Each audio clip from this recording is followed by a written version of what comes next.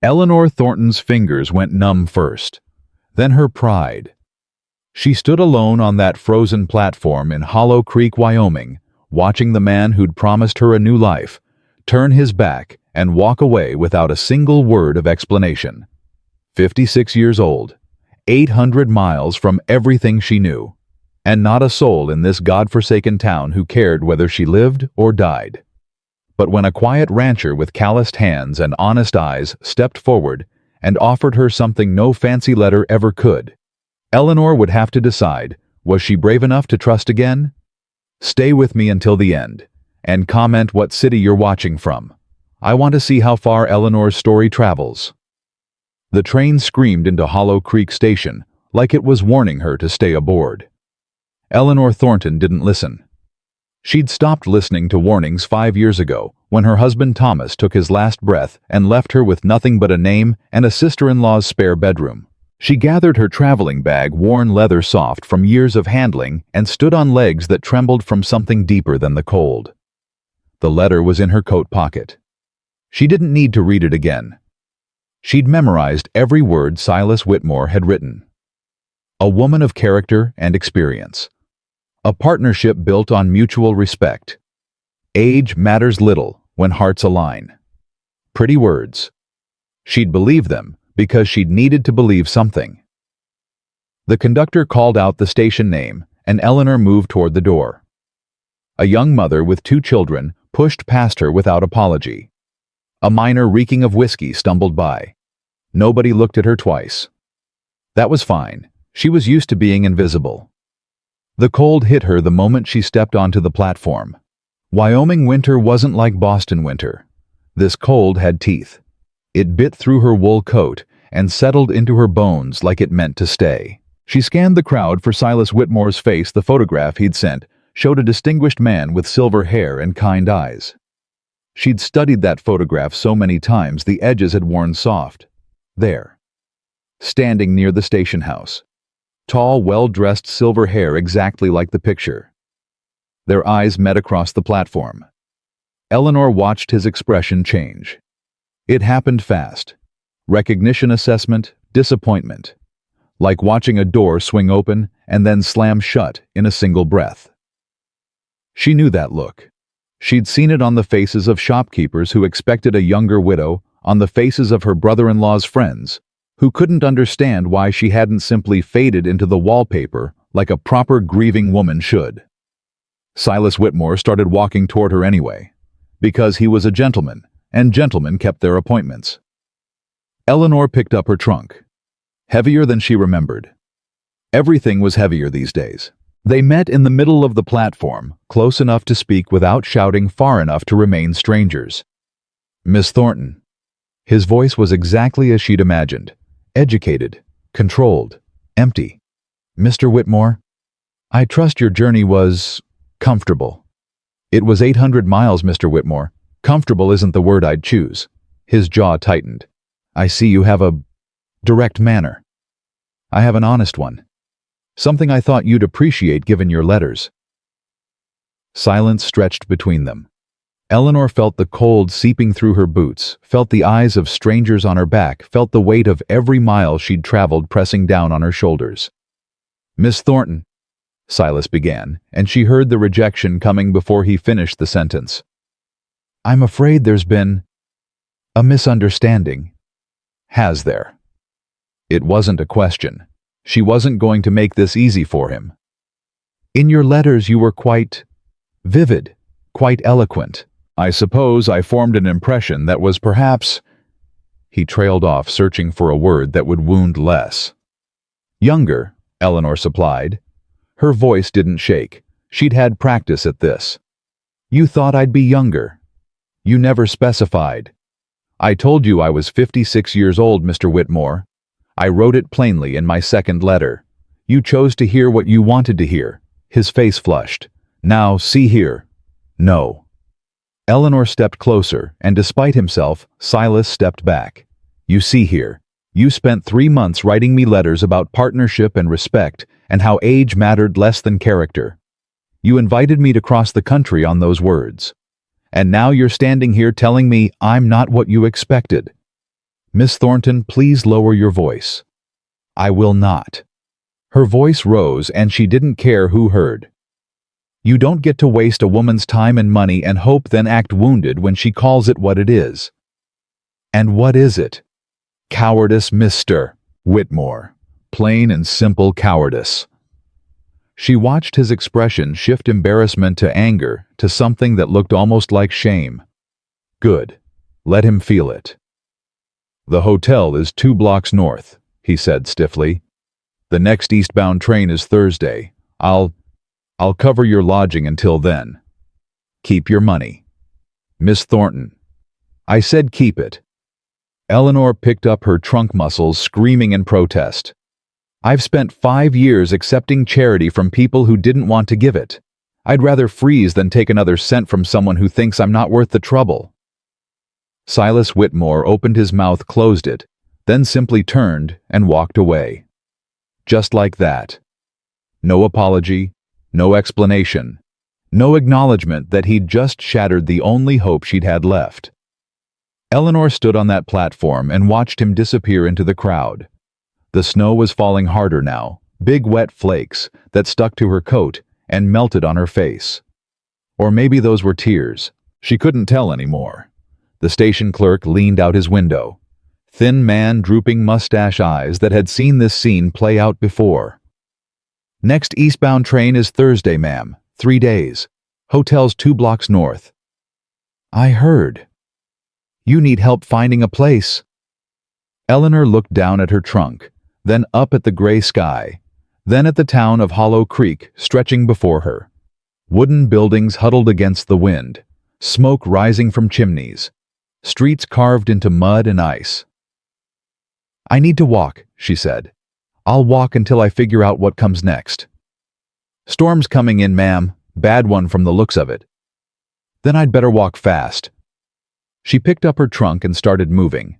Not toward the hotel. She couldn't bear the thought of sitting in a small room for 3 days, counting down the hours until she could escape her own humiliation. She walked west deeper into town because west was away from the platform and away from the direction Silas Whitmore had gone. The town watched her. She felt eyes from windows, from doorways, from people hurrying past with their collars turned up against the cold. A woman alone with a trunk, walking with purpose, but no clear destination. Let them look. Let them wonder. She was past caring what strangers thought. The livery stable sat at the edge of town, a large wooden structure with doors cracked open against the cold. Horses nickered inside, and Eleanor could smell hay and leather and the warm animal scent that reminded her of simpler times. A wagon stood outside, half loaded with supplies. And leaning against the post beside it, watching her approach with eyes that didn't judge, was a man who looked like he'd been carved from the same wood as the land around him. "You look like you're carrying more than that trunk." Eleanor stopped. Set down her burden. Looked at him properly. He was tall, raw-boned. Somewhere in his late 40s maybe, though it was hard to tell with faces that had spent years in wind and sun.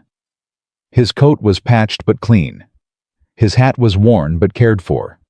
His hands were large, calloused, the hands of someone who worked for everything he had.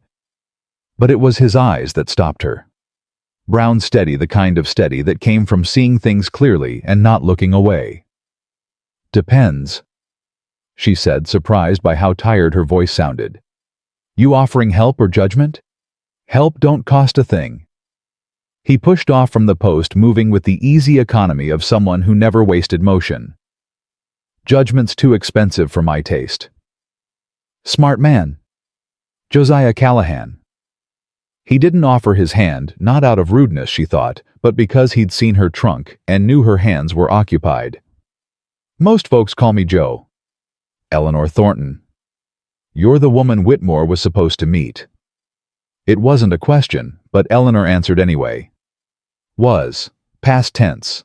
Saw him walking back from the station." Joe's voice was flat, observational. "Man looked like he'd swallowed something bitter and blamed the cook." That's one way to put it. Another way would be to say he's a damn fool who don't know what he's looking at. Eleanor stared at him. In her 56 years, she'd grown used to certain responses from men: pity, dismissal, awkward avoidance. She had not grown used to this. "You don't know me," she said carefully. "Don't know what I've done or where I'm from. For all you know, I could be running from the law." "Are you?" "No."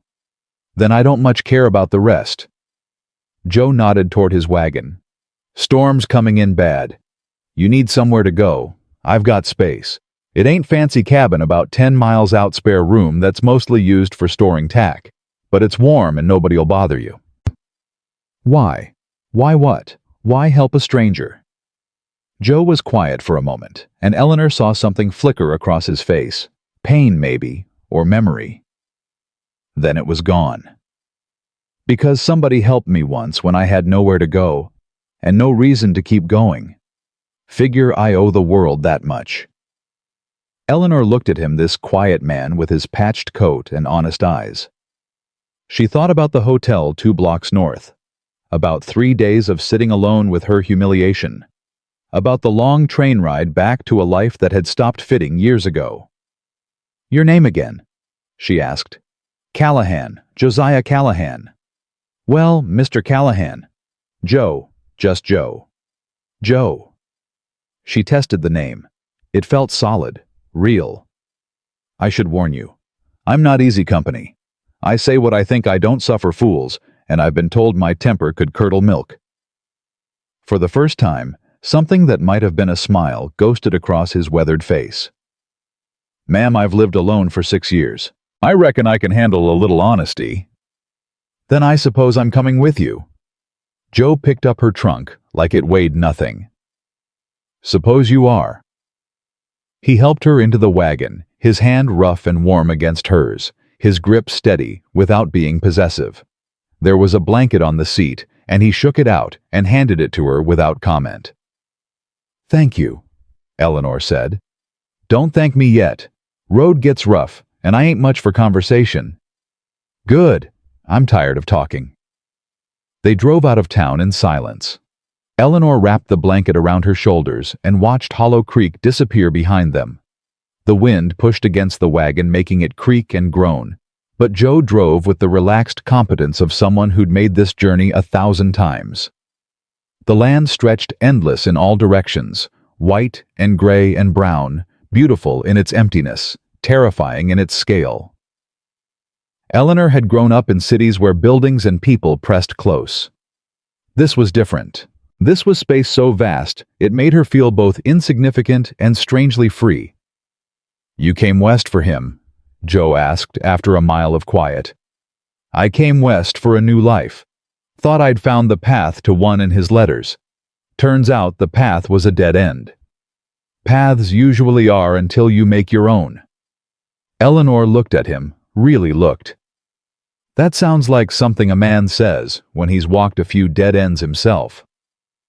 A few. Joe kept his eyes on the road. "Lost my wife 7 years back. Fever took her and the child she was carrying. Came out here because I couldn't stand the way people looked at me after. Like I was already dead and just hadn't figured it out yet." "I know that look." "Figured you might." They fell silent again, but it was different now. Not the silence of strangers, but the silence of two people who understood something about each other without needing to explain. The cabin appeared over a rise, a solid log structure with a stone chimney and smoke curling from inside. Someone had left a lamp burning in the window. It looked like a promise. "It ain't much," Joe said as he pulled the wagon to a stop. "It's more than I had an hour ago." He helped her down, and this time Eleanor was grateful for his steadying grip.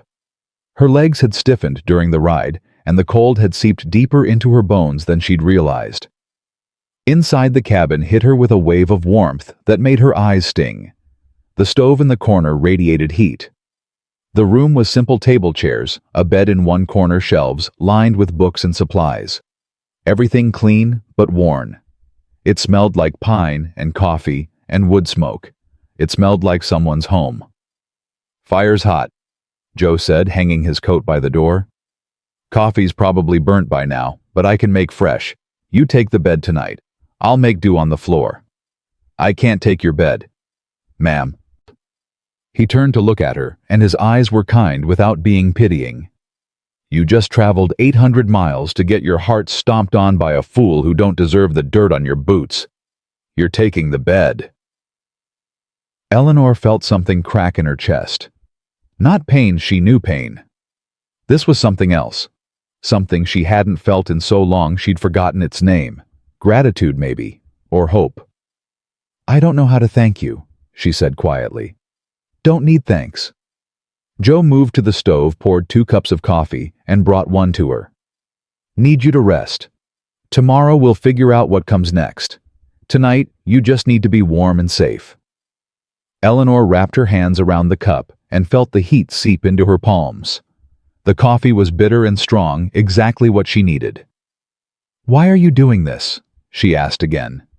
The real reason. Joe was quiet for a long moment, staring into his own cup like it held answers.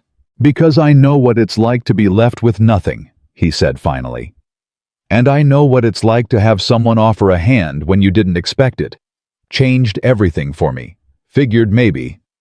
He trailed off, shrugged. Figured maybe it's my turn to pass that along. You don't even know if I'm worth helping. Don't need to know. Joe met her eyes, and his gaze was steady as stone. You showed up. You're still standing. After what happened today, lesser folks would have crumbled. You didn't. That tells me everything I need to know about who you are. Eleanor felt tears prick her eyes. Tears she'd been holding back since the platform, since Silas Whitmore's face had shown her exactly what he thought of her. I'm 56 years old, she said, and her voice cracked despite herself. I've got nothing. No money, no prospects, no family that wants me. I spent 5 years being a burden in my brother-in-law's house, and I thought if I could just get here, if I could just start over. Her voice broke. She couldn't finish. Joe set down his cup and crossed to where she stood. He didn't touch her, didn't presume that kind of familiarity, but his presence was solid and warm. You ain't a burden, he said quietly. And 56 ain't the end of nothing. It's just another starting point. Different maybe, harder sure, but not the end. How do you know? Because I'm 49 and I'm still figuring out what comes next. A ghost of a smile crossed his face. Reckon we can figure it out together, if you're willing. Eleanor looked at this man, this stranger who'd offered her more kindness in an hour than Silas Whitmore had offered in 3 months of flowery letters.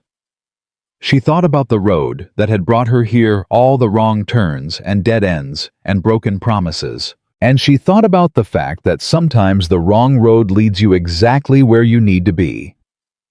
I'm willing, she said. But I should warn you, I meant what I said about not being easy. Good. Joe picked up his coffee again. Easy's boring, and I've had enough boring to last a lifetime. Outside, the storm rolled in, wind-howling snow driving against the cabin walls.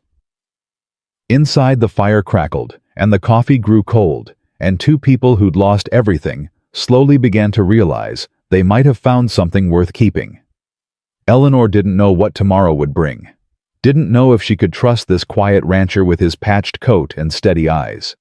Didn't know if she'd ever stop feeling the sting of Silas Whitmore's rejection. But for the first time in 5 years, she wasn't afraid of the morning. And that, she thought as the storm raged outside and the warmth seeped into her bones, was more than enough. Eleanor woke to the sound of Joe feeding the stove.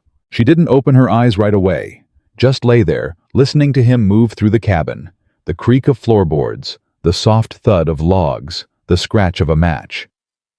I know you're awake, he said. She opened her eyes. How? Your breathing changed.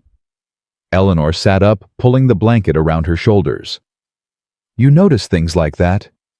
Out here, noticing things keeps you alive. He brought her coffee without being asked. Strong, bitter, exactly what she needed. Storm passed, Joe said. Snow's deep, but manageable. I can get you to town by afternoon if you want. And if I don't? He was quiet for a moment, studying her face. Then we figure out what comes next. Together. Just like that. Just like that. Eleanor wrapped her hands around the cup, feeling the heat seep into her palms. Mr. Callahan. Joe. Joe. She tested the name again. I should tell you something, before we go any further. He sat down across from her, waiting. I'm not just some widow looking for a husband. I ran my husband's hardware store for 15 years. Kept the books, managed workers, dealt with suppliers who thought a woman couldn't add. When Thomas died, his partners pushed me out, gave me a fraction of what I was worth. She met his eyes.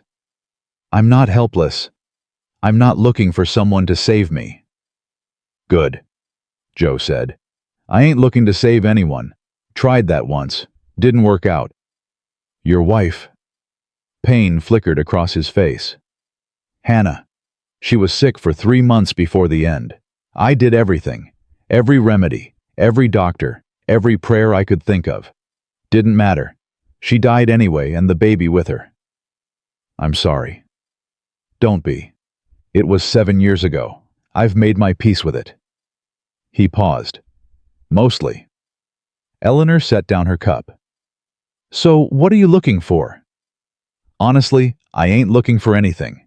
Been alone so long I forgot what it's like to want something. His eyes met hers. But when I saw you on that platform yesterday, something shifted. Can't explain it. Don't know if I want to. That's either the most honest thing a man's ever said to me or the most dangerous. Maybe both. They stared at each other across the small space. The fire crackled. The wind pressed against the walls, and something that had been frozen inside Eleanor for 5 years began to thaw. I'll stay, she said. For now, but I work for my keep, no charity. Wouldn't have it any other way. Joe showed her the work that needed doing. Fence repairs, mending, barn mucking. Hard labor that would have made her brother-in-law's wife faint dead away. Eleanor rolled up her sleeves and got to it. By midday, her back ached and her hands were raw, but she'd mended 3 shirts and mucked half the barn. Joe worked beside her without comment, handing her tools when she needed them, correcting her grip when she held the pitchfork wrong. You're doing good, he said finally. You sound surprised.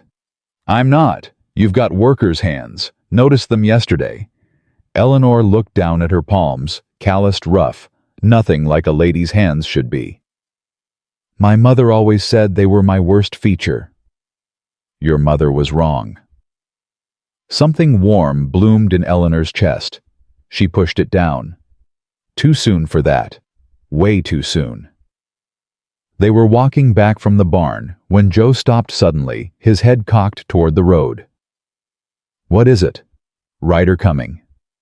His hand moved to the knife at his belt. Wasn't expecting anyone. Eleanor felt her heart rate spike.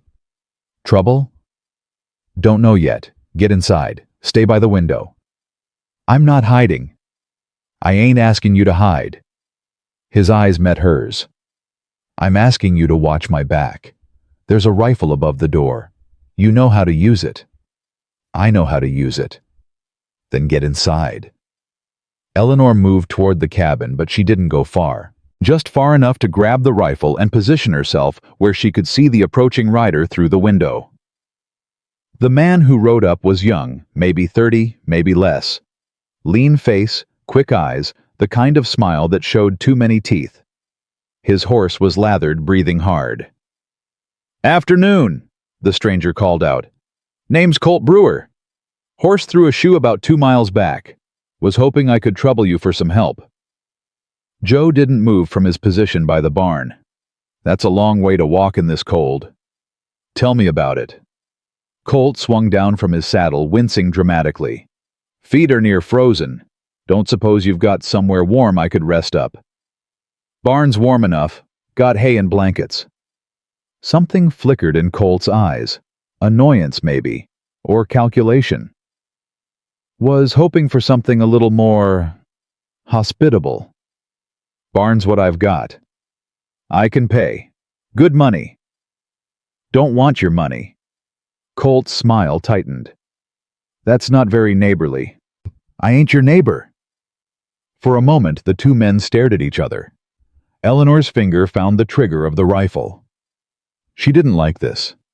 Didn't like the way Colt's eyes kept sliding toward the cabin, toward her shadow in the window. Fine, Colt said finally. Barn it is, but I'll need some food and water for my horse. I'll bring both. Joe waited until Colt had led his limping horse into the barn before moving toward the cabin. His face was tight when he stepped inside. You saw. I saw. Eleanor kept the rifle in her hands.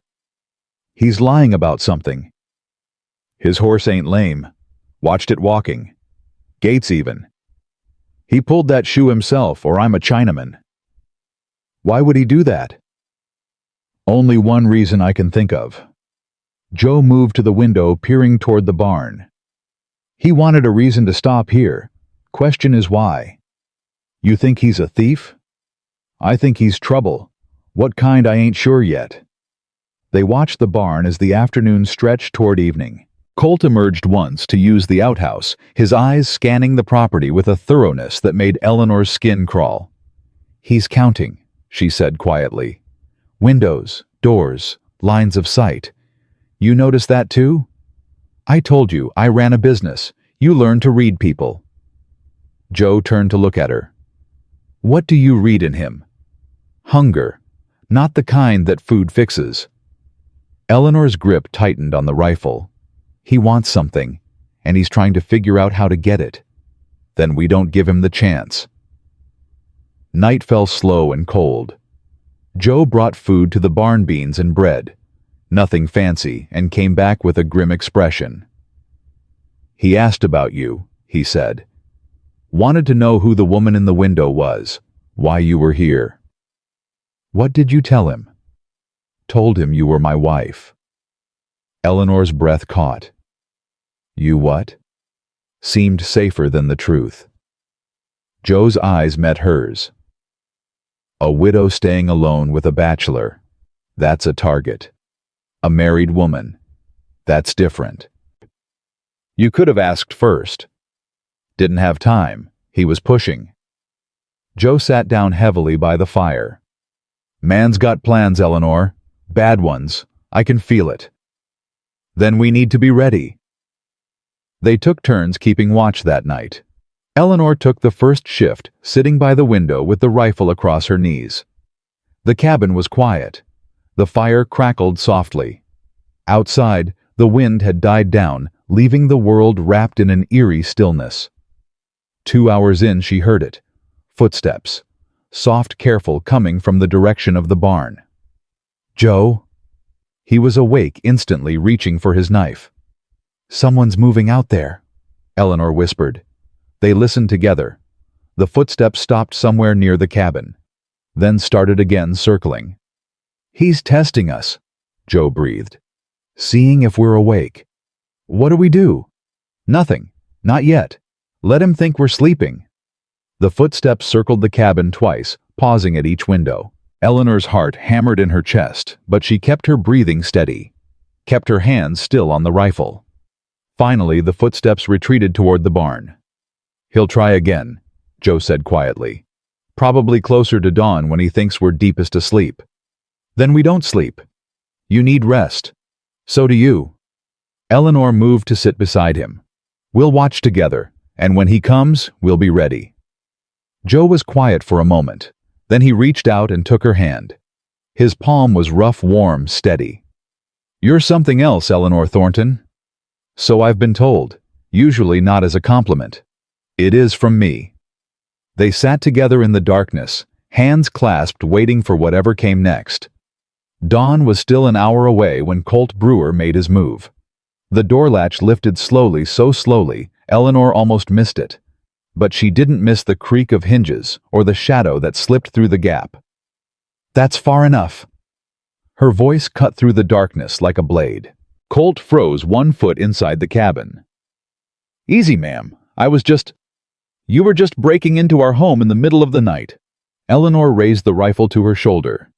Give me one reason I shouldn't shoot you where you stand. Look, there's been a misunderstanding. Ain't no misunderstanding. Joe stepped out of the shadows, his knife gleaming in the firelight. You've been circling this cabin all night like a wolf around a sheep pen. Now you're coming through the door uninvited. That tells me everything I need to know. Colt's mask slipped. The friendly smile vanished, replaced by something cold and calculating. Fine, he said. You want the truth? Here it is. I've been watching this place for 2 weeks, waiting for the right time. You live alone out here, Callahan? No neighbors, no law, nobody to hear you scream? I figured you'd be easy pickings. You figured wrong. So I see. Colt's eyes moved to Eleanor. Didn't know you'd have company. That changes things. It changes nothing. Eleanor's aim didn't waver. You're leaving, now, and if I ever see your face again, I won't waste time talking. You won't shoot me. Women don't have the stomach for it. This woman does. Eleanor's voice was ice. I shot a man once, back in Boston. He broke into my store thinking a widow would be easy prey. He walked away with a bullet in his shoulder and a new understanding of what I'm capable of. Colt stared at her. For the first time, uncertainty flickered in his eyes. You're bluffing. Try me. The silence stretched. The fire crackled. Outside, a wolf howled somewhere in the distance. Then Colt stepped back. This ain't over, he said. I'll be back, and next time I'll bring friends.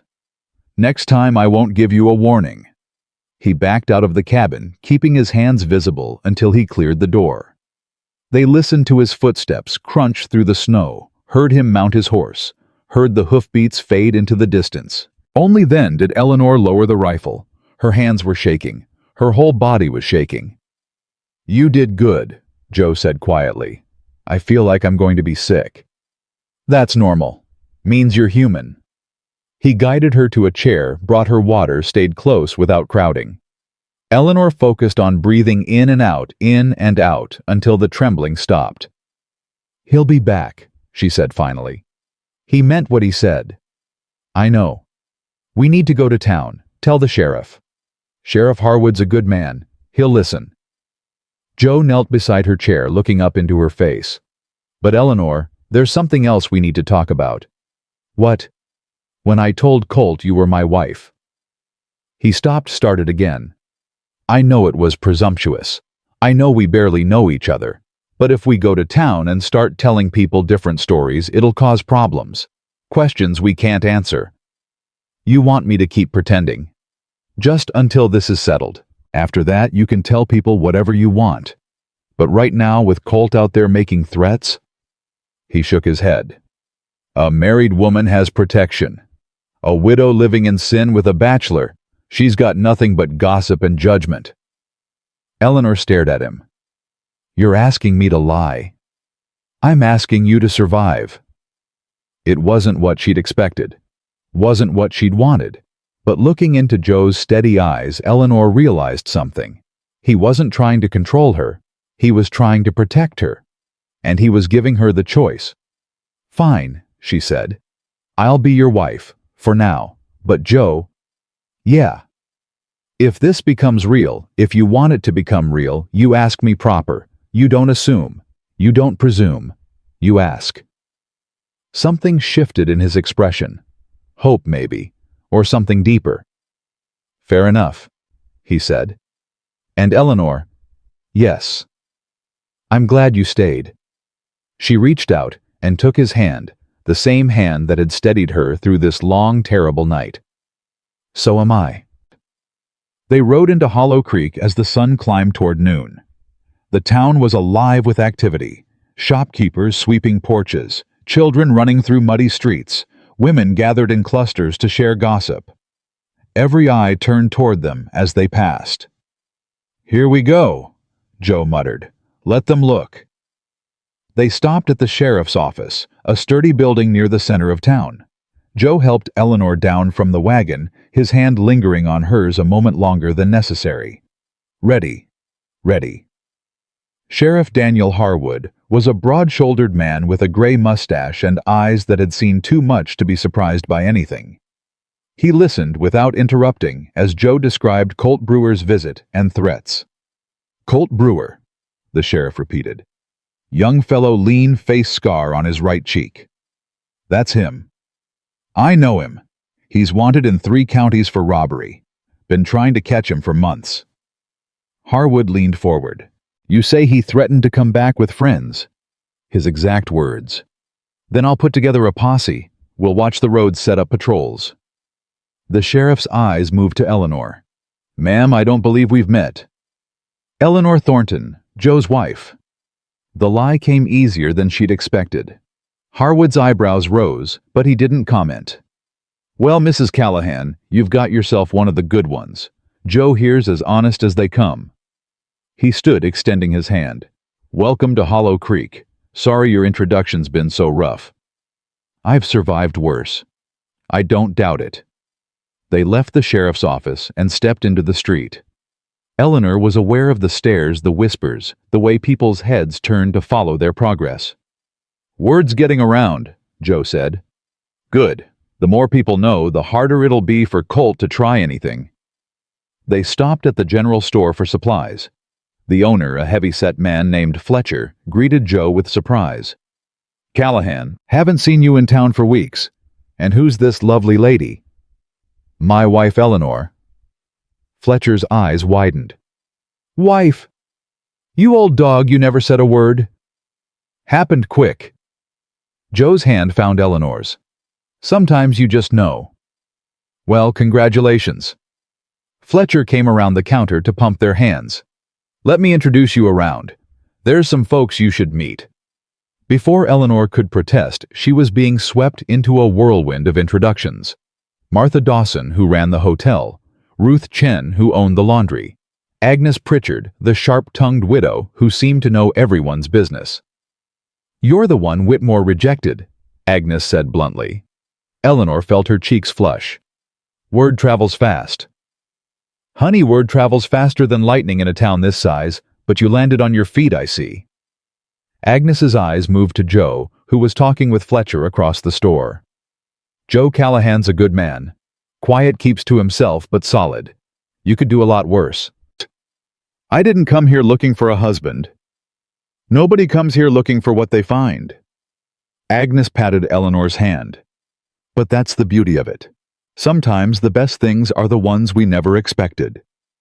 They left town with a wagon full of supplies and an invitation to the Saturday dance at the hotel. Eleanor sat beside Joe as they drove back toward the ranch, processing everything that had happened. "What are you thinking?" Joe asked. "I'm thinking this is the strangest week of my life." "Bad strange or good strange?" Eleanor considered the question. She'd been rejected, threatened, nearly robbed, and was now pretending to be married to a man she'd known for 2 days. "I'm not sure yet," she admitted. "Ask me again tomorrow."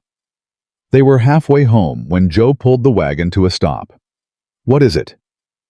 He was staring at something in the distance. Eleanor followed his gaze and felt her blood run cold. Smoke, rising from the direction of the cabin. "Joe." He didn't answer, just whipped the horses into a gallop, driving faster than Eleanor would have thought possible over the snow-covered ground. They crested the ridge, and she saw it. The barn was on fire. "No." The word tore from Joe's throat like a prayer. "No, no, no." He leaped from the wagon before it had fully stopped running toward the burning structure.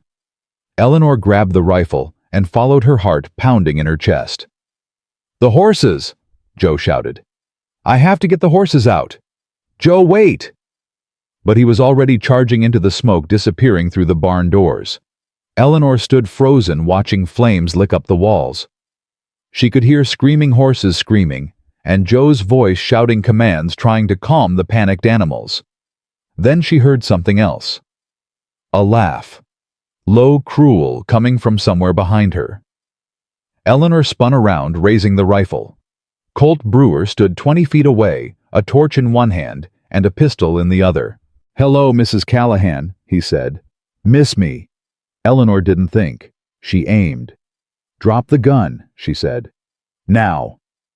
Colt laughed again, that same cruel sound that made her skin crawl. "You ain't gonna shoot me, lady. We both know it." "You said that last night. I proved you wrong then. I'll prove you wrong now. Last night you had your husband backing you up." Colt gestured toward the burning barn with his torch. "Right now, he's a little busy." Eleanor could hear Joe inside shouting, coughing, fighting to free the horses. The smoke was getting thicker. The flames were getting higher. She had to end this. Fast.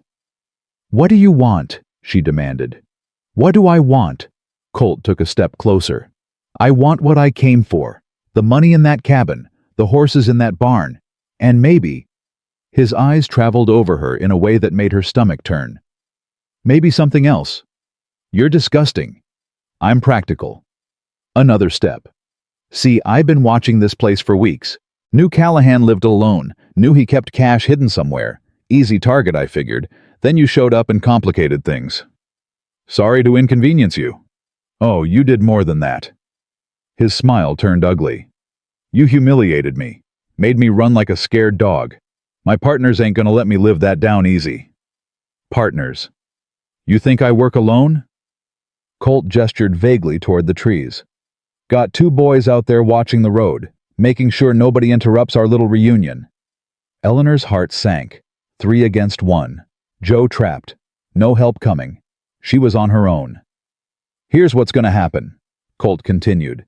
"You're gonna put down that rifle, then you're gonna take me inside and show me where Callahan keeps his money. And if you cooperate, if you're real nice about it, maybe I'll let you both live.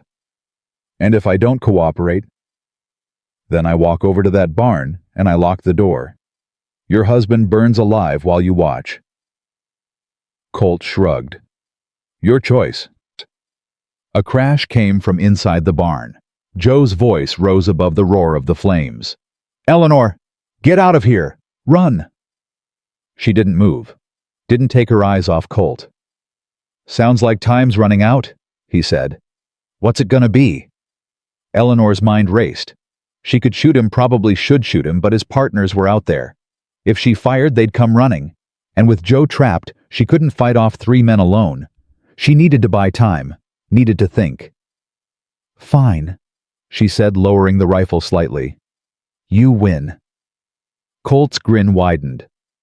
"Now that's more like it. See? Ain't so hard to be reasonable."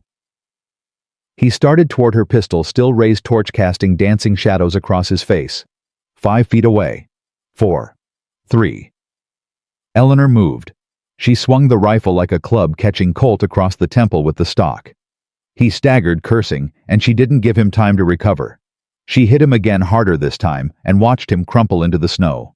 His pistol flew from his hand. She kicked it away, then pressed the barrel of her rifle against his throat. "Here's what's actually going to happen," she said, her voice steady despite the terror flooding her veins. "You're going to lie there and not move while I go get my husband out of that barn. And if your partners try anything, if I see even a shadow moving wrong, I will blow your head clean off. Understand?" Colt stared up at her, blood streaming from the gash on his temple. "You crazy bitch?" "Maybe." Eleanor pressed the barrel harder. "But I'm the crazy bitch with the gun. Now stay down." She backed toward the barn, keeping her rifle trained on Colt.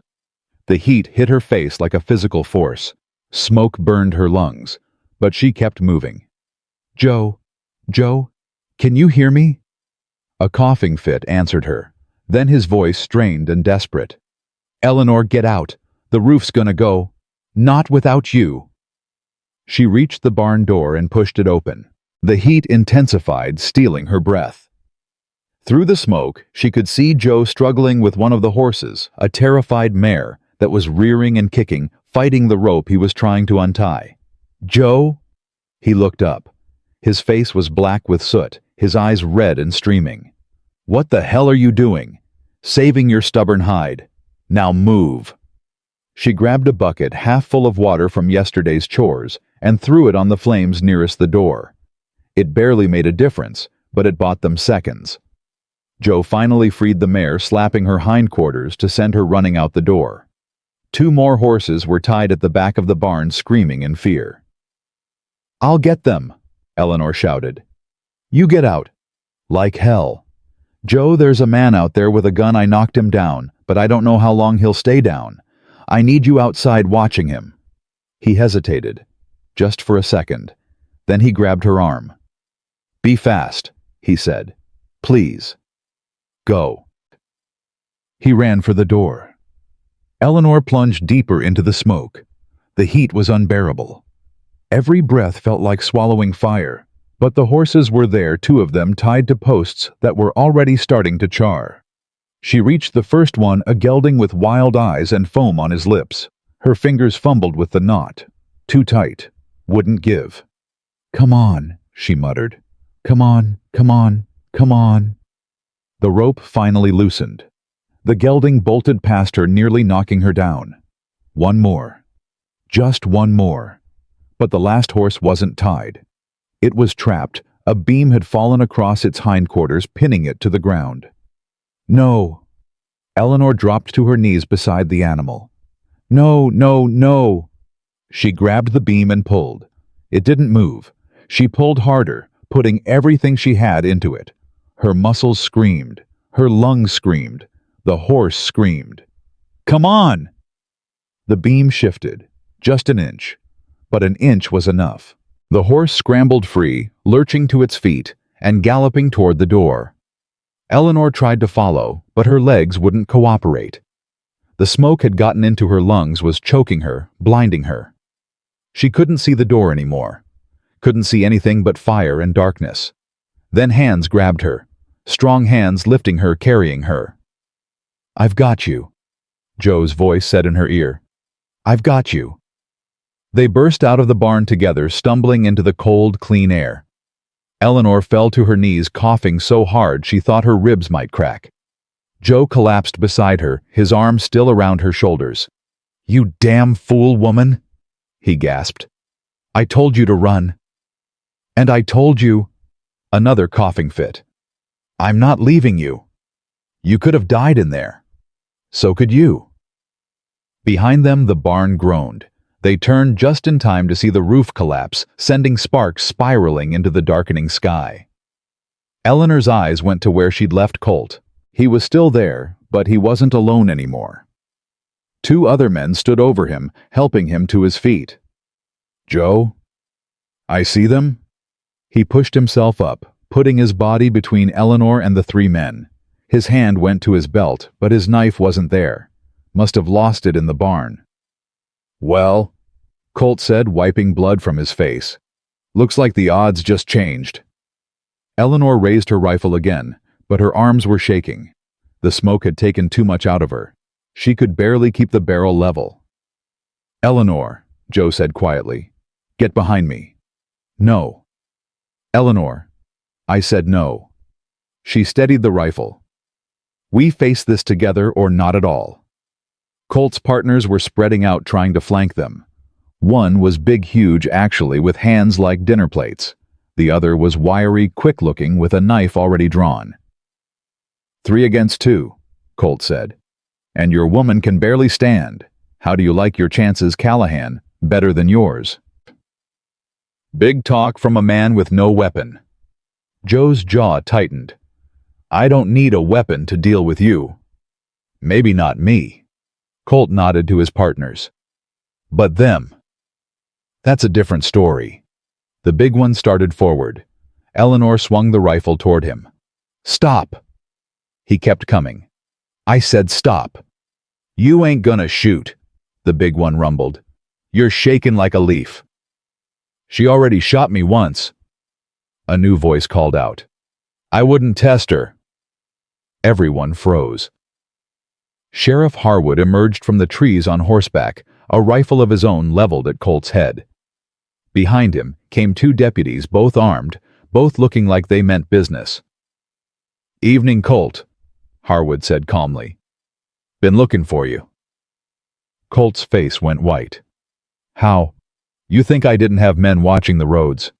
Soon as you and your boys rode past, I got word." The sheriff swung down from his horse, keeping his rifle trained on the outlaws. "Mrs. Callahan, Mr. Callahan, you two all right? We're alive, Joe said. Thanks to you. Thank your wife. She's the one who convinced me to take this seriously. Harwood gestured to his deputies. Get these three tied up. We'll sort out the charges back in town. Colt started to argue, but one of the deputies silenced him with a rifle butt to the stomach. In minutes, all three outlaws were bound and loaded onto horses. We'll need statements, Harwood said to Joe. But that can wait till tomorrow. Right now you two look like you need rest. Our barn? Eleanor started. I'll send some men out to help with cleanup. For now, just take care of yourselves. The sheriff and his prisoners rode off into the gathering darkness. Eleanor watched them go, then felt her legs finally give out. Joe caught her before she hit the ground. Easy, he said. I've got you. You keep saying that. Because it's true. He lifted her in his arms, cradling her against his chest. Let's get you inside. The cabin was untouched. That was something at least. Joe set Eleanor in this chair by the fire and immediately started checking her over her hands, her face, her arms. You're burned, he said, examining a red patch on her forearm. Need to treat this. I'm fine. You're not fine. You just ran into a burning building. So did you. That's different. How? Joe stopped. Looked at her. Really looked. Because I've got nothing left to lose, he said quietly. You've got a whole life ahead of you. Is that what you think? Eleanor reached up and touched his face, leaving a streak of clean skin through the soot. That your life is worth less than mine. I didn't say that. You didn't have to. Her hand moved to his chest, pressing against his heart. Joe Callahan, listen to me. I didn't run into that barn because I'm brave. I ran in because I couldn't bear the thought of losing you. Do you understand I've lost too much already? I'm not losing you too. His breath caught. Eleanor, don't. She pulled back slightly. Don't say anything you don't mean. I know we've only known each other 3 days. I know this is crazy. But when I saw those flames and heard you inside, her voice cracked. Something in me broke, and something else started to heal. Joe was silent for a long moment. Then he knelt in front of her, taking both her hands in his. Hannah was the love of my youth, he said. When she died, I thought love was done with me, thought I'd had my share, and that was that. He pressed his lips to her knuckles. But you're not like anything I expected. You're stubborn and sharp-tongued, and you don't back down from anything. Those don't sound like compliments. They are. His eyes met hers. Because that's what this land needs. That's what I need. Someone who won't break when things get hard. Someone who fights back. Joe, I ain't asking you to love me, Eleanor. Not yet. But I'm asking you to give me a chance. Give us a chance. Let me prove that what I feel is real. Eleanor stared at him. This man who'd taken her in without questions, who'd defended her without hesitation, who'd just watched his barn burn to the ground and was kneeling before her like she was the only thing that mattered. You don't have to prove anything, she said softly. You already have. She leaned forward and kissed him. It wasn't like the kisses of her youth, frantic, desperate, driven by passion alone. This was different. This was two broken people finding something whole between them. This was a beginning. When they finally pulled apart, Joe's eyes were wet. Eleanor Thornton, he said hoarsely. Will you stay with me? Not pretending. Not for show. Real. Yes. The word came without hesitation. Yes, I'll stay. They sat together by the fire, her head on his shoulder, his arm around her waist. The cabin was quiet. The danger had passed. And in the warmth of that small room, something new was taking root. We'll have to rebuild the barn, Joe said eventually. We will. And the horses need shelter. The cabin's not big enough. We'll figure it out. You keep saying that. Eleanor smiled against his shoulder. Because it's true. A knock at the door made them both jump. Joe grabbed the rifle, Eleanor's rifle, now she supposed, and moved toward the entrance. "Who's there?" "Martha Dawson. From the hotel. I brought food." Joe opened the door to find not just Martha, but a crowd. Fletcher from the general store, Ruth Chen, Agnes Pritchard, and behind them a wagon loaded with lumber and supplies. "Word got around about the fire," Martha said, pushing past Joe with a basket of bread and stew. "We figured you'd need help." "We can't accept," Joe started. "You can, and you will." Agnes hobbled inside, leaning on her cane. "This is what neighbors do, Callahan. You've been out here alone so long you've forgotten." But nothing." Fletcher clapped him on the shoulder. "We'll start on the new barn tomorrow. Whole town's pitching in. Should have it up within the week." Eleanor watched speechless as people filed into the cabin with food and blankets and offers of help. People who'd been strangers yesterday. People who were becoming something more. "You did this," Joe said quietly, moving to stand beside her. "I didn't do anything." "You did everything." He took her hand. "You reminded them what community means. You reminded me." Martha appeared beside them, pressing cups of hot cider into their hands. "Heard about what you did, Mrs. Callahan. Running into that burning barn, facing down those outlaws." "I did what anyone would do." "No, honey." Martha smiled. "You did what a Callahan would do. And that means you belong here now, whether you like it or not." The evening stretched long and warm. People came and went, leaving food and supplies and promises to return. By the time the last visitor left, the cabin was overflowing with generosity. "I don't know what to say," Eleanor murmured, surveying the bounty. "Don't say anything." Joe pulled her close. "Just accept it. That's the hardest part sometimes. Accepting that people actually care." "Is that what you had trouble with after Hannah?" "Yeah." His voice was rough. "I pushed everyone away. Thought I didn't deserve their kindness. Thought I didn't deserve anything good. And now—" He looked at her, really looked the way he had that first day on the platform. "Now I'm starting to think maybe I was wrong." Eleanor reached up and touched his face. "You were wrong, but that's okay. We can be wrong together. Partners. Partners." They stood there in the firelight, surrounded by evidence of a community's love, holding on to each other like they'd finally found something worth keeping. The road ahead wouldn't be easy. There would be more storms, more challenges, more moments when everything felt impossible. But for now, in this moment, they had something Eleanor had stopped believing in years ago. They had hope. And hope, she was learning, was more powerful than fear, more lasting than doubt, more real than any pretty words in any letter from any man who'd never bothered to see her truly. Joe Callahan saw her strength and her fear and her stubborn refusal to give up. And he loved her anyway. That was worth staying for, worth fighting for, worth burning for. "Joe," she said softly. "Yeah." "Take me to bed." He pulled back, surprise written across his face. "Eleanor. Not like that. Not yet." She smiled tiredly. "I just don't want to sleep alone tonight. I want to fall asleep knowing you're there. Is that all right?" His expression softened. "Yeah, that's all right." He led her to the bed. Their bed now, she supposed, and they lay down together, fully clothed, wrapped in each other's arms. The fire crackled. The wind whispered against the walls. And somewhere outside, in the vast Wyoming darkness, a new day was waiting to be born. "Eleanor." Joe's voice was barely a whisper.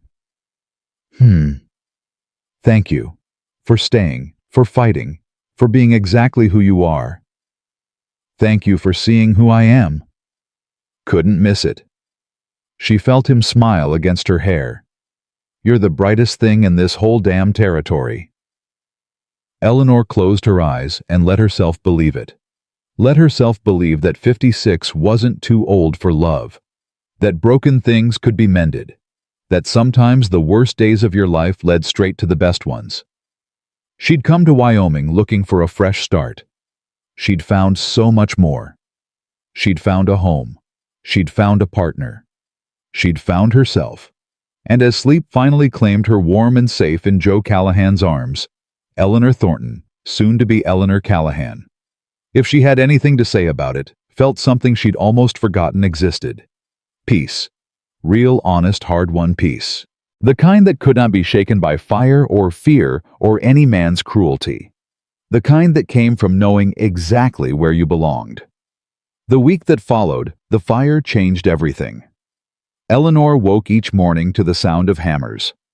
The whole town had shown up, ranchers, shopkeepers, even children carrying water and nails.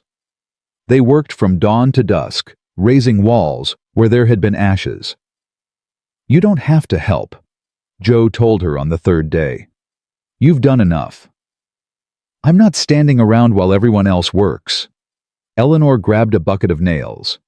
"Hand me that hammer." "You're the stubbornest woman I ever met." "And you're just figuring that out now." Joe smiled a real smile, one that reached his eyes. "No, figured it out the moment you refused to get back on that train." They worked side by side, their shoulders brushing their hands, sometimes touching when they reached for the same tool. Small moments. Simple moments. But each one felt like a brick being laid in something larger. By Friday, the barn was finished. Not as big as the old one, but solid, sound, built by hands that cared. "You should throw a party," Martha Dawson said, surveying the work with satisfaction. "A proper barn dance. Thank everyone who helped." "I don't know how to throw a party," Joe admitted. "Then it's a good thing you've got a wife who does." Martha turned to Eleanor. "What do you say?" Eleanor hesitated. A party meant people. People meant questions. Questions meant confronting the truth about her and Joe, what they were, what they weren't, what they might become. "Saturday night," she heard herself say. "We'll do it Saturday night." Saturday arrived faster than Eleanor expected. She spent the morning preparing cooking, cleaning, arranging borrowed chairs and tables. Joe helped where he could, but mostly he just watched her with an expression she couldn't quite read. "You're staring," she said finally. "Am I?" "You know you are. What is it?" He crossed to where she stood by the stove, took her flour-dusted hands in his. "I was thinking about how different this place feels with you in it. How different I feel." "Different how?" "Alive." His voice dropped. "For 6 years I was just existing, going through the motions, waiting for something I couldn't name. Then you showed up, and—" He shook his head. Everything changed.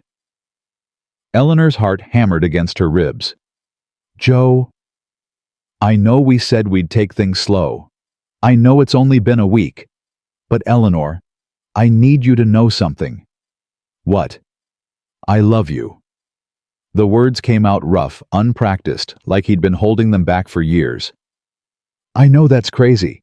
I know it's too soon. But I've lived long enough to recognize truth when it hits me. And this what I feel for you, it's the truest thing I've felt since Hannah died." Eleanor stared at him. Her hands trembled in his grip. "You don't have to say it back." Joe continued quickly. "I'm not asking for that. I just needed you to know, before tonight, before all those people come and we have to pretend—" She kissed him. Not a gentle kiss, not a hesitant one. She kissed him like she was drowning and he was air. Kissed him until her lungs burned and her knees went weak. When they finally broke apart, Joe's eyes were dazed. "Was that, did you just— I love you too, you fool." Eleanor laughed, tears streaming down her cheeks. "I've been trying not to say it, trying to be sensible. But sense has nothing to do with this." "No." He pulled her close, burying his face in her hair. "No, it doesn't." They stood there for a long time, holding each other in the kitchen, letting the truth of their words settle into their bones. "Joe?" Eleanor murmured against his chest. "We should probably finish cooking. People will be here in 3 hours."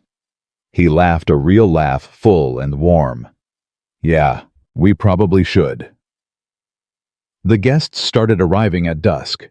Fletcher came first, bringing his wife and 3 bottles of whiskey.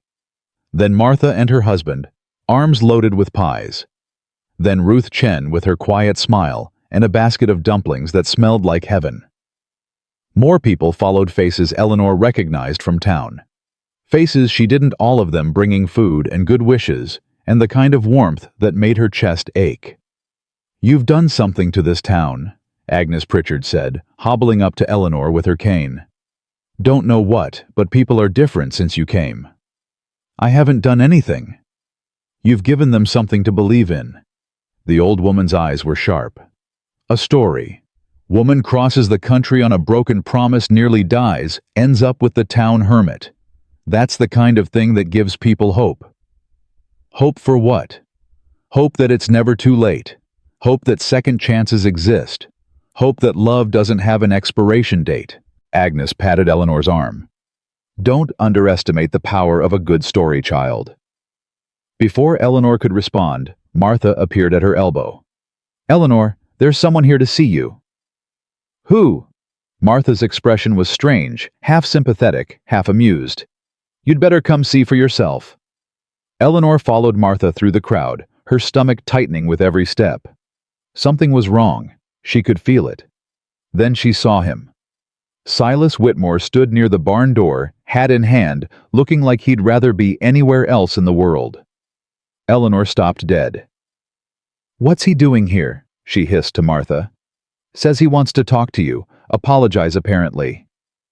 "I don't want his apology." "Maybe not, but half the town is watching. Might be worth hearing him out, if only to show everyone you're the bigger person." Eleanor's hands clenched at her sides. Every instinct screamed at her to turn away, to refuse to deny Silas even a moment of her time. But Martha was right.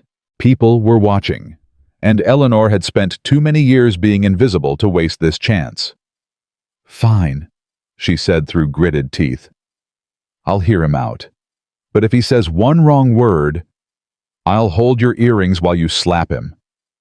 Eleanor almost laughed. Almost. She crossed to where Silas stood, keeping her spine straight and her chin high. He looked older than she remembered, smaller somehow, like the past week had shrunk him. "Miss Thornton," he said stiffly. "I mean Mrs. Callahan. I heard about your marriage." "Did you?" "The whole town's talking about it." His jaw worked. "About you. What you did. The fire. The outlaws." "Get to the point, Mr. Whitmore." He flinched at her tone. "I came to apologize.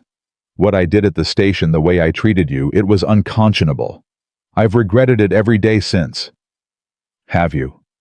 "I have." His eyes met hers, and Eleanor was surprised to see genuine shame in them. "I was a fool. I saw your age and I panicked. I'd built up this fantasy in my head of what my new wife would look like, and when you didn't match it, you threw me away." "Yes." His voice cracked. "I threw you away. The best thing that ever walked off that train, and I threw you away because I was too blind and too vain to see what was standing right in front of me."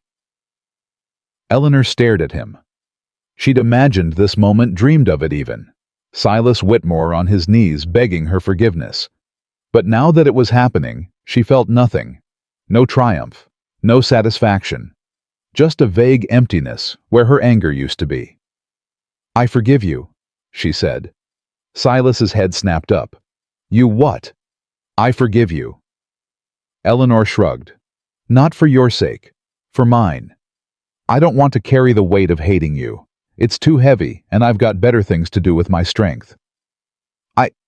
I don't know what to say." "You don't have to say anything. But Mr. Whitmore—" "Yes." Eleanor leaned closer, dropping her voice so only he could hear. "If you ever treat another woman the way you treated me, I'll make sure the whole territory knows about it. You'll be lucky to find a dog willing to share your bed, let alone a wife. Understand?" He went pale. "I understand." "Good. Now if you'll excuse me, I have a party to host." She turned and walked away, feeling lighter than she had in weeks. Joe met her halfway across the barn. "You okay?" "Better than okay." She took his arm. "Dance with me." I'm not much of a dancer. Neither am I. We'll stumble through it together. The fiddle player started up a slow waltz, and Joe led Eleanor onto the makeshift dance floor. They moved awkwardly at first, stepping on each other's feet, bumping into other couples, but gradually they found their rhythm. "What did Whitmore want?" Joe asked. "To apologize. And nothing. I forgave him. It's done." Joe's arms tightened around her. Just like that. Just like that. Eleanor looked up at him. "I spent 5 years being angry at people who hurt me. My husband's partners, my sister-in-law, everyone who ever made me feel small. I'm tired of it, Joe. I want to let it go." "That's easier said than done." "I know, but I've got help now." She smiled. "I've got you." "Yeah." He pressed his forehead to hers. "You've got me." They danced until the song ended, then another, then another. Eleanor lost track of time, lost track of everything except the warmth of Joe's arms and the sound of his heartbeat against her cheek. "Can I cut in?" Eleanor turned to find Agnes Pritchard, standing behind her cane, in hand, a mischievous glint in her eye. "You want to dance?" Eleanor asked, surprised. "Not with you. With him." Agnes jerked her thumb at Joe. "Haven't danced with a handsome man in 20 years. Time to fix that." Joe looked helplessly at Eleanor. She laughed and stepped back. "Go ahead. I need a drink anyway." She made her way to the refreshment table where Martha was pouring cups of punch. The noise of the party surrounded her, laughter music, the happy chaos of community. "Having a good time?" Martha asked. "Better than I expected." "You deserve it, after everything you've been through." Martha handed her a cup. "I heard about Whitmore, what you said to him." "Half the barn heard, I imagine." "More like the whole barn. And every single one of them is impressed." Martha lowered her voice. "You've won them over, Eleanor. All of them. They were suspicious at first. Stranger shows up, moves in with the town hermit, stirs up trouble with outlaws. But you've proven yourself. You're one of us now." Eleanor's throat tightened. "I don't know what to say." "Don't say anything. Just enjoy it." A commotion near the barn door drew their attention. Sheriff Harwood had arrived, still in his uniform, his expression grave. "Joe," he called out. "Need to talk to you, now." The music stopped. Conversations died. Everyone turned to watch as Joe crossed to the sheriff. "What's wrong?" Joe asked. "It's Colt Brewer. He escaped." Eleanor's blood turned to ice. "Escaped?" Joe's voice was sharp. "How?" "One of my deputies got careless. Left the cell door unlocked." Harwood shook his head. "Brewer was gone by the time anyone noticed. We've been tracking him all day, but the trail went cold." "Do you think he's coming here?" "I think it's possible. The man's got a grudge and he's got nothing left to lose." Harwood's eyes swept over the crowd. "I've got men watching the roads, but you should be on your guard, both of you." Eleanor moved to Joe's side, her heart hammering. "He's out there." "Looks that way." "Then we should send everyone home. Clear the barn. If Brewer comes..." "If Brewer comes, he'll find a whole town waiting for him." Joe's jaw was set. "We're not hiding. We're not running. That's what he wants." "Joe, I'm not letting that bastard take this from us." He took her hand. "Not tonight. Not ever." The crowd murmured agreement. Fletcher stepped forward, his face grim. "I've got a rifle in my wagon. So does half the men here. If Brewer shows his face, he'll regret it." "Same here," said another voice, and another, and another. Within minutes, every man in the barn was armed. They stationed themselves at windows and doors, turning the celebration into a fortress. "This is insane," Eleanor whispered to Joe. "We should be calling for help, not... This is help." Joe gestured at the people around them. "Look at them, Eleanor. A week ago, I was the town hermit. Nobody cared if I lived or died. Now they're ready to fight for me. For us. That's not insane. That's community. And if someone gets hurt, then we deal with it. Together. He cupped her face in his hands. I'm not afraid of Colt Brewer. I'm not afraid of anything anymore. Not with you beside me. Eleanor wanted to argue, wanted to insist on sense, on caution, on something approaching rational behavior. But looking into Joe's eyes, she realized something. He was right. Fear had ruled her life for too long. Fear of being a burden, fear of being alone, fear of wanting something and losing it. It was time to stop being afraid. Fine, she said. We stay. But if that man shows his face, I'm putting a bullet in it. Joe grinned. That's my girl. The party continued, but the atmosphere had changed. People danced and laughed, but there was an edge to it now, a watchfulness, a readiness. Eleanor stayed close to Joe, one hand always near the pistol she'd strapped to her hip. Martha had raised her eyebrows at the sight of it, but Agnes had just nodded approvingly.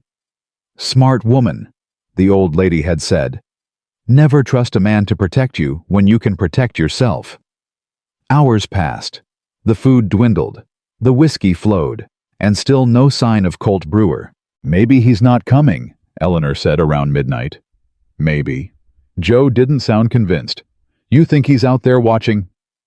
I think a man like that doesn't let go easy. He's got nothing, no money, no friends, no future. All he's got is hate. Joe's eyes scanned the darkness beyond the barn. That kind of hate doesn't just disappear. Then what do? We wait, we watch, and we don't let him win.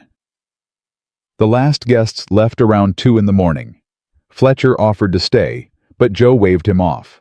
Go home, get some sleep. If anything happens, I'll send word. You sure? I'm sure. Eleanor and I can handle ourselves.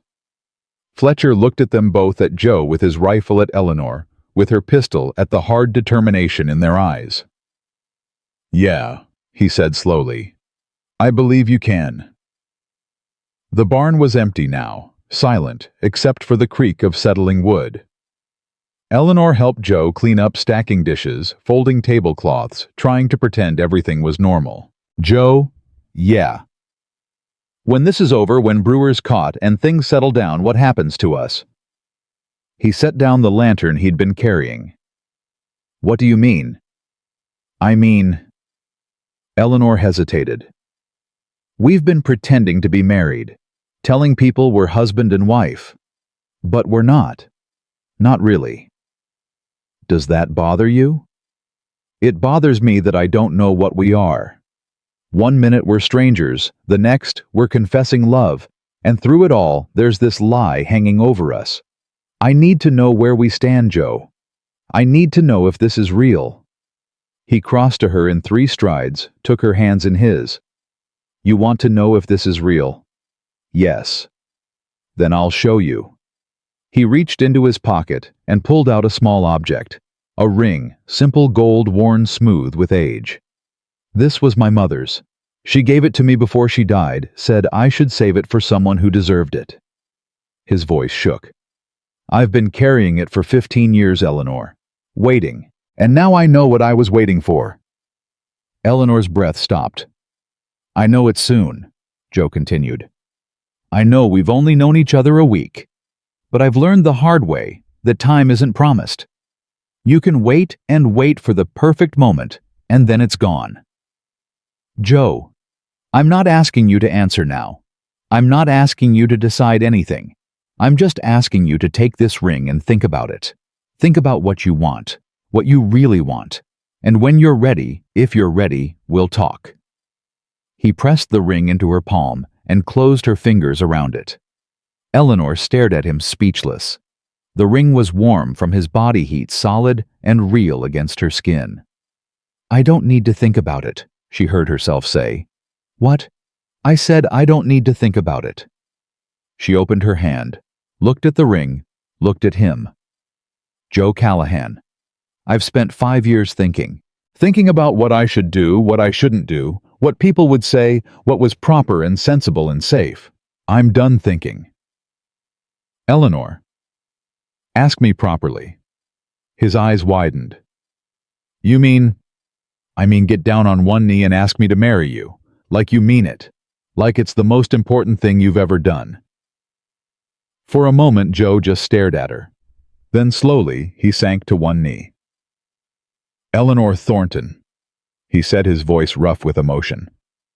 "I'm a stubborn old rancher with more scars than sense. I've got a burned-down barn, a small cabin, and more ghosts than I care to count. I can't promise you riches or luxury or any of the things you probably deserve. But I can promise you this. I will love you every single day for the rest of my life. I will fight for you, stand beside you, and never ever make you feel like anything less than the remarkable woman you are. Will you marry me?" "Yes." The word came out as a sob. "Yes, Joe. 1,000 times yes." He slid the ring onto her finger, and it fit perfectly, like it had been waiting for her all along. Then he was on his feet, pulling her into his arms, kissing her like the world was ending, and this was their last moment on earth. "I love you," he said against her lips. "I love you too." When do you want to?" "Tomorrow." Eleanor pulled back to look at him. "I don't want to wait. I've wasted too much time already. If Reverend Moore can do it, I want to marry you tomorrow." "Tomorrow?" Joe laughed, incredulous. "You're serious? Dead serious?" "Then tomorrow it is." They stood in the empty barn, holding each other, the ring glinting on Eleanor's finger. Outside, the night was quiet, too quiet maybe. But in that moment, Eleanor didn't care. She had everything she'd come west looking for. She had a home. She had a partner. She had love. Whatever came next, they'd face it together. The sound came suddenly, a crack of breaking wood from somewhere behind the barn. Joe's hand went to his rifle. Eleanor drew her pistol. "Stay behind me," Joe whispered. "Like hell." They moved together toward the sound, weapons raised, hearts pounding. And then a voice drifted out of the darkness. "Well, ain't this touching? The hermit in his whore-playing house." Colt Brewer stepped into the moonlight, a gun in each hand, and smiled. "Did you really think I was going to let you live happily ever after?" Eleanor didn't flinch, didn't lower her pistol, didn't give Colt Brewer the satisfaction of seeing her fear. "You should have kept running," she said. "Running's for cowards." Colt's smile was a wound. "I ain't never run from nothing in my life." "You ran from us. 3 nights ago. I remember." His face darkened. "That was tactical. This is different." "How?" "This time, I got nothing to lose." He raised both guns, one aimed at Joe, one at Eleanor. "You took everything from me. My partners abandoned me. The law's hunting me. I can't show my face in 3 territories. All because of you." "All because you tried to rob us," Joe said calmly. "Don't blame your choices on us." "Shut up." Colt's finger tightened on the trigger. "I didn't come here to talk." "Then what did you come here for?" "To watch you die." His eyes slid to Eleanor. "Both of you." Eleanor's mind raced. 2 guns. 2 targets. Even if she shot first, one of them would die. Maybe both. She needed to buy time, needed to think. "Before you kill us," she said, "can I ask you something?" Colt laughed. "What you want to pray?" "Beg for mercy." "I want to understand." Eleanor kept her voice steady. "You said you've been watching this place for weeks. That means you saw Joe alone day after day. Why didn't you strike sooner?" The question caught Colt off guard. His aim wavered slightly. "What's it to you? Humor a dying woman." He stared at her for a long moment, then shrugged. "I was waiting for the right moment. Callahan's got a reputation, keeps to himself, but he's handy with that rifle. I needed to be sure he'd be vulnerable. And then I showed up. Yeah, you complicated things." His lip curled. "Thought you'd be easy. Some old widow looking for a husband. Figured I could use you as leverage. Get Callahan to hand over his money in exchange for your safety. But that's not what happened. No, you shot at me. Threatened me. Made me look like a fool in front of my partners. Colt's voice rose with each word. Nobody does that to me. Nobody. So this is about pride. This is about respect.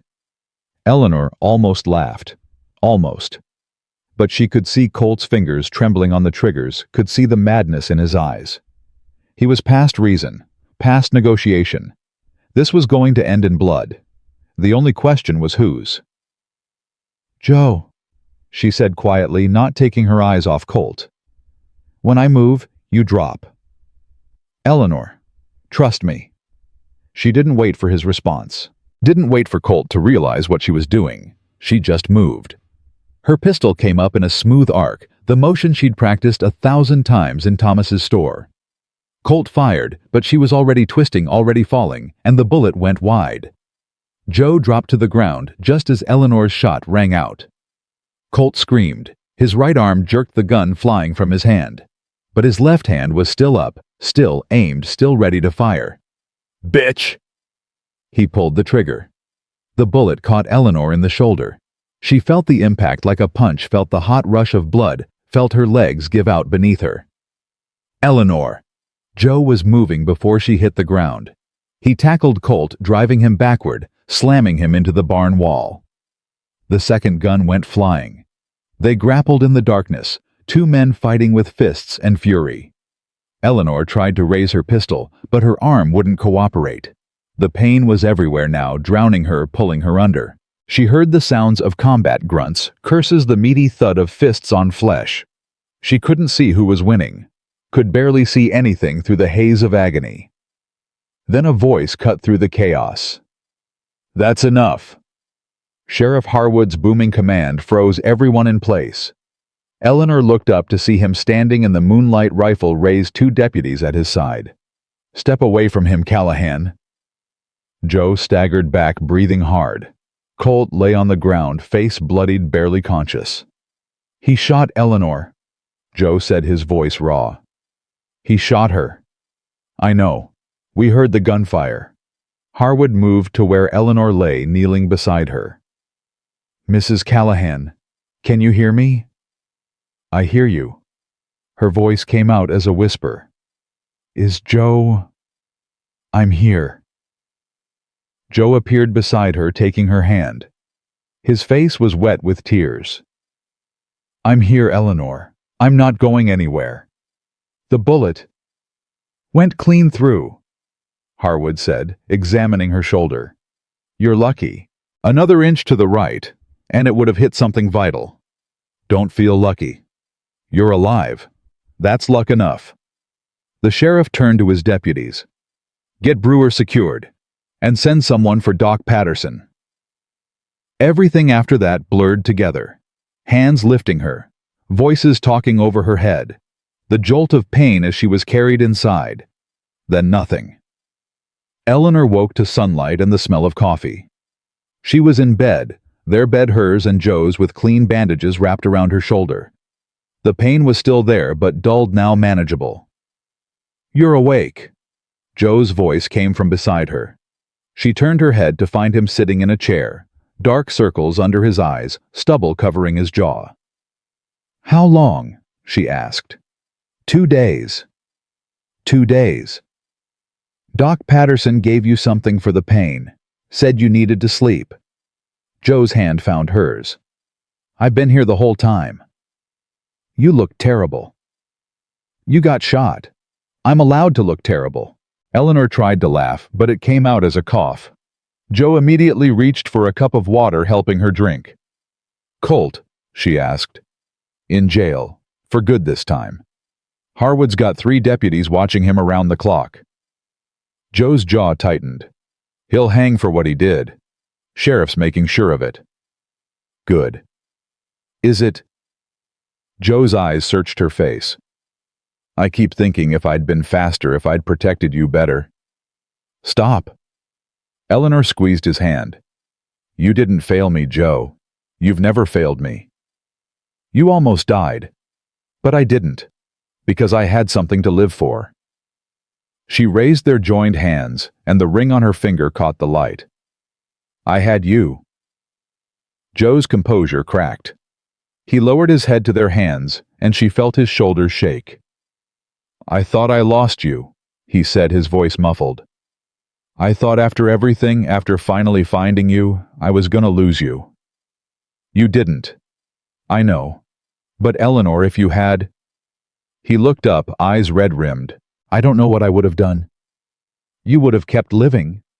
Eleanor touched his face. "That's what survivors do. We keep going even when we don't want to, even when it hurts, because that's what the people we love would want."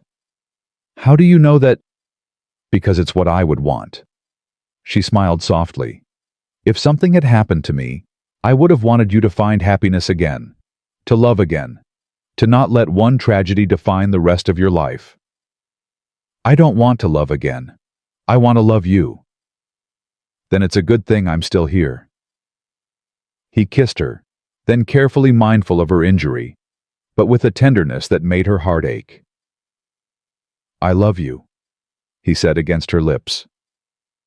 "I love you too." She pulled back slightly. "Now, when are we getting married?" Joe stared at her. "You still want to after everything?" "I want it more than ever." Eleanor struggled to sit up, ignoring the twinge in her shoulder. "Joe, I've spent most of my life waiting for the right time, the right moment, the right circumstances. And you know what? There's no such thing. Life just keeps happening whether we're ready or not." "But you're hurt." "I'm alive, and I'm done waiting." She met his eyes. "Marry me today, right now. I don't care if I'm wearing bandages. I don't care if my dress is covered in blood. I just want to be your wife." "Eleanor." "Unless you've changed your mind." "Never." He was on his feet in an instant. "I'll get Reverend Moore. I'll get Martha. I'll get whoever you want. I just want you. You've got me." He kissed her forehead. "You've always had me." The wedding happened that afternoon. Word spread through Hollow Creek like wildfire. By the time Reverend Moore arrived at the cabin, half the town was there. Fletcher and his wife Martha and her husband Ruth, Chen, Agnes Pritchard, dozens of others whose names Eleanor had only just learned. "This is insane," Martha said as she helped Eleanor into a clean dress one of her own hastily altered. "You were shot 2 days ago." "I know." "You can barely stand." "I know." "You're the stubbornest woman I've ever met." "I know that too." Martha laughed, shaking her head. "Well, at least you'll keep Joe on his toes." "That's the plan." They held the ceremony inside the cabin. There wasn't room for everyone, so people crowded around the windows peering in, calling out well wishes. Joe stood by the fireplace in his best clothes, looking nervous and happy, and more handsome than Eleanor had ever seen him. When she appeared in the doorway, leaning on Martha for support, his face transformed. "You're beautiful," he said. "I'm a mess." "A beautiful mess." He reached for her hand. "My beautiful mess." Reverend Moore cleared his throat. "Shall we begin?" The ceremony was simple. Traditional vows, spoken in voices that trembled with emotion. Eleanor kept her eyes on Joe's face the whole time, watching the tears that slipped down his cheeks, feeling her own matching them. "Do you, Josiah Callahan, take this woman to be your lawfully wedded wife?" "I do." His voice cracked on the words. "And do you, Eleanor Thornton, take this man to be your lawfully wedded husband?" "I do." "Then by the power vested in me, I now pronounce you husband and wife." Reverend Moore smiled. "You may kiss the bride." Joe kissed her like she was the only person in the room, like she was the only person in the world. The cabin erupted in cheers. The reception that followed was chaotic and joyful, and everything Eleanor hadn't known she wanted. People brought food and whiskey and stories. Martha organized everything with military precision. Agnes held court in the corner, dispensing advice and insults in equal measure. And through it all, Joe never left Eleanor's side. "How do you feel?" he asked as the party wound down. "Happy." She leaned against him, exhausted but content, truly happy. Even after everything. Because of everything. Eleanor looked up at him. Joe, I came to Wyoming expecting a quiet life, a simple arrangement. Instead, I got shot at, burned out, and nearly killed. I lost everything I brought with me, and I've never been more grateful for any of it. That's a strange thing to be grateful for, is it? If none of it had happened, I might have gone back to Boston, might have spent the rest of my life in my brother-in-law's spare room fading away. She shook her head. This is better, even the terrible parts, because they brought me to you. Eleanor. I'm not finished. She took his hand. I spent 5 years feeling invisible, feeling like my life was over because I was too old, too plain, too used up. And then you looked at me, really looked at me, and you saw someone worth fighting for, worth almost dying for. You are worth it. I know that now. That's the gift you've given me. Her voice softened. You taught me that I'm not done, that there's still time for adventure and love and all the things I thought I'd missed. You gave me back my hope. Joe pulled her close, mindful of her shoulder. You gave me the same thing. Then we're even. Not even close. He kissed her hair. I owe you everything, Eleanor Callahan. Eleanor Callahan. She tested the name. I like the sound of that. Better get used to it. You're stuck with it now. I'm stuck with you. Same thing. She laughed, and the sound was pure joy. The last guests left around midnight. Eleanor and Joe stood on the porch, watching them go wrapped in a blanket against the cold. What now? Eleanor asked. Now we live. Joe's arm tightened around her. We fix the things that need fixing, build the things that need building, love each other through the good days and the bad. Sounds simple. It won't be. I know, Eleanor smiled. But we'll face it together. Always. They stood there until the last light disappeared down the road. Then Joe lifted Eleanor gently in his arms and carried her inside. I can walk, she protested. I know, but this is my wedding night, and I'm carrying my bride over the threshold, even if she has a bullet hole in her shoulder. Romantic. I try. He set her down on the bed, their bed, and knelt to remove her shoes. The gesture was so tender, so intimate, that Eleanor felt tears prick her eyes again. Joe. Yeah. Thank you. For what? For seeing me. For staying. For being exactly who you are. He looked up at her, and his eyes were full of a love so deep it took her breath away. Thank you for showing up, he said. For getting off that train. For being stubborn enough to stay. You said stubbornness was my best quality. I said it was one of them. He climbed onto the bed beside her. You've got a lot of qualities, Eleanor Callahan. I plan to spend the rest of my life discovering all of them. That might take a while. I've got time. He kissed her softly. We've got time. They fell asleep wrapped in each other's arms, warm and safe, and finally home. The weeks that followed were a blur of healing and building. Eleanor's shoulder mended slowly but surely. Doc Patterson came by regularly, clucking over her like a worried hen impressed, despite himself, by her recovery. You're strong, he said one day. Stronger than most men I've treated. I've had practice at surviving. So I hear. He closed his medical bag. The whole town's talking about you, Mrs. Callahan, the woman who faced down Colt Brewer and lived to tell about it. I wasn't trying to be a hero. That's exactly why you are one. The new barn rose from the ashes of the old, bigger and better than before. The whole community pitched in, and within a month it was finished, a testament to what people could accomplish when they worked together. We should do something to thank them, Eleanor said one evening. Another party. Better, a tradition. She turned to Joe.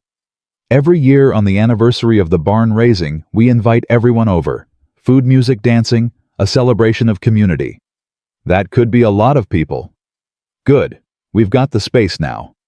Joe laughed. You're already planning the future. Somebody has to. She leaned against him.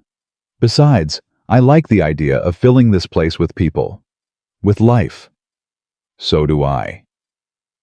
Spring came slowly that year, melting the snow, coaxing green shoots from the frozen ground. Eleanor watched the land transform, amazed by its resilience. The same soil that had nearly killed her was now blooming with possibilities. She started a garden behind the cabin, vegetables mostly, but a few flowers too. Joe pretended to grumble about the extra work, but she caught him watering her roses when he thought she wasn't looking. "You're a softie," she teased. "Don't tell anyone. Your secret's safe with me." One morning in late April, a letter arrived from Boston. Eleanor recognized her sister-in-law's handwriting and almost threw it away unopened. But curiosity won. "Dear Eleanor," the letter began. "I've heard news from Hollow Creek that you've remarried. I must admit I was shocked. I didn't think you had it in you. But the stories reaching us here suggest you've become quite the frontier legend. I hope this letter finds you well and that your new husband appreciates you more than we did. We were wrong to treat you as we did. I see that now. If you ever wish to return to Boston, you would be welcome." Eleanor read the letter twice. Then she walked to the stove and fed it to the flames. "What was that?" Joe asked. "The past." "Important." "Not anymore." She never looked back. On the one-year anniversary of her arrival in Hollow Creek, Joe surprised her with a trip to town. He wouldn't tell her why, just helped her into the wagon and drove them down the familiar road. They stopped at the train station. Eleanor's breath caught. She hadn't been back here since that first day, the day Silas Whitmore had rejected her, the day her life had changed forever. "Why are we here?" she asked. Joe climbed down and offered her his hand. "Come with me." They walked onto the platform together. Eleanor looked around at the familiar scenery, the station house, the tracks stretching east and west, the spot where she'd stood with her trunk and her broken dreams. "1 year ago," Joe said quietly, "you stepped off a train and everything changed. For both of us." "Joe, let me finish." He took her hands. "I've been thinking about what you said that first night. About how you'd traveled 800 miles on a broken promise. About how you'd lost everything. I remember. I wanted to bring you back here to remind you of something." His eyes met hers. "You didn't lose everything that day, Eleanor. You lost your illusions. You lost your fear. You lost the life you thought you wanted. But you gained something more valuable." "What?" "Yourself." He squeezed her hands. The woman who walked off that train was stronger than she knew, braver than she believed, and she deserved so much more than a coward's rejection. Eleanor felt tears sliding down her cheeks. "Joe, I'm not finished." He smiled. "A year ago, you were a stranger. Now you're my wife, my partner, my best friend. And I brought you here to tell you that every day, every single day, I'm grateful that Silas Whitmore was too blind to see what he had. So am I. His loss was my gain, and I will spend the rest of my life making sure you never regret choosing me." Eleanor kissed him, then right there on the platform in front of God and the station clerk and anyone else who might be watching. "I could never regret you," she said. "Not in a million years."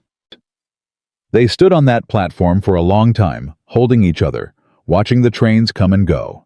And Eleanor thought about all the journeys she'd taken, the physical ones across mountains and prairies and frozen wasteland, and the emotional ones through grief and fear and loneliness. They'd all led her here, to this moment, to this man, to home. "Ready to go back?" Joe asked finally. "Almost." Eleanor turned to look at him. "There's something I need to say first." "What?" "A year ago, I stood on this platform and I thought my life was over. I thought I was too old, too worn out, too broken for anything good to happen. I thought I'd used up all my chances. She took a deep breath. I was wrong. Eleanor, life doesn't end at 56. It doesn't end at any age, not while you're still breathing. There's always time for new beginnings, always room for hope, always a chance to find love, even when you've given up looking. She smiled through her tears. You taught me that, Joe. You in this crazy town and this impossible year, and I will never ever forget it. Joe pulled her close. Neither will I. They drove back to the ranch as the sun began to set, painting the sky in shades of orange and gold. Eleanor leaned against her husband's shoulder, feeling the warmth of his body, the steady rhythm of his heartbeat. She'd come to Wyoming looking for a practical arrangement, a sensible partnership. Instead, she'd found adventure, danger, community, love. Real love, the kind that grew from hardship and honesty, from shared work and shared struggle, from two broken people choosing to be whole together. The cabin came into view over the ridge, smoke curling from the chimney, lamplight glowing in the windows. The new barn stood solid beside it, a testament to everything they'd built. Their home, their life, their future. Joe, Eleanor said softly. Yeah, take me home. He smiled, that rare, full smile that still made her heart flutter after a year of marriage. Already there, he said. We're already there. The wagon crested the ridge, and Eleanor Callahan, once Eleanor Thornton, once a widow with nothing but a trunk and a broken promise, looked at everything she'd built and felt a peace so profound it brought fresh tears to her eyes. She'd traveled 800 miles to find a new beginning. What she'd found was so much more. A husband who saw her truly. A community that valued her. A home that was hers to build. And a future as wide and wild and full of promise as the Wyoming sky. Some stories end with tragedy. Some end with triumph. But the best stories, the truest ones, end with something simpler. They end with love. Not the love of fairy tales, all magic and perfection, but the real kind, the hard-won kind, the kind that survives fire and fear and all the darkness the world can throw at it. Eleanor Callahan had found that love, against all odds, against all expectations, against everything she'd been taught to believe about age and worth and second chances, and she would hold on to it fiercely, gratefully, joyfully for the rest of her days. Because that's what survivors do. They keep going, they keep hoping, they keep loving, and they never ever give up on the possibility that the best is yet to come.